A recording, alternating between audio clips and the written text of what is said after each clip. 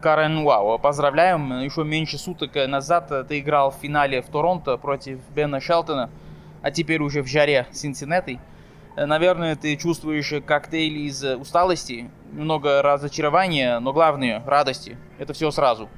Больше всего, наверное, чуть усталость, именно из-за того, что вчера закончили поздно, пока все доделали, пока приехали в отель, собирался, лег спать там, не знаю, в 3:30, наверное, утра, а в 7:15 уже надо было выезжать из отеля и лететь в Цинциннати на самолете, поэтому это основное, вот что сейчас, помимо того, что был тяжелый, конечно же, матч, финал и все такое прочее, я думаю, вот сон — это, наверное, основное. Сегодня немножко в таком состоянии зомби.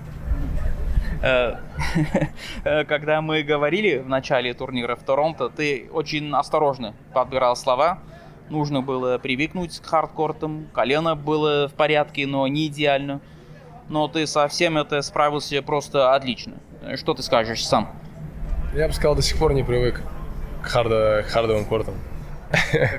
Да, я шучу, но не, конечно, в любом случае, когда играешь в финал, хочется сделать дело до конца и, как говорится, получить эту вишенку на торте.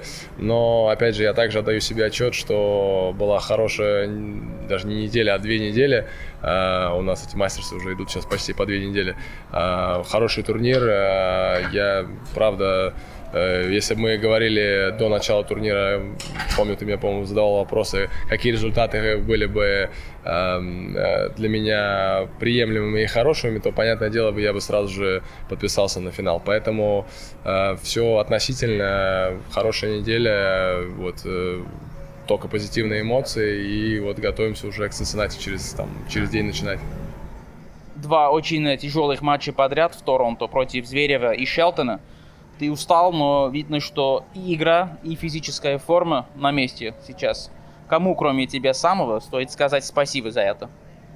Ну, конечно же, моей команде, то есть означает, что делаем правильные вещи, хорошо готовимся, и результаты, наверное, это лишний раз показатель того, да, вот как твоя подготовка, все ли в порядке, то есть поэтому провел 2 тяжелейших матча, особенно день за днем, да, оба были почти 3 часа, но в то же время это хорошая подготовка к US Open, где предстоит играть из 5 сетов.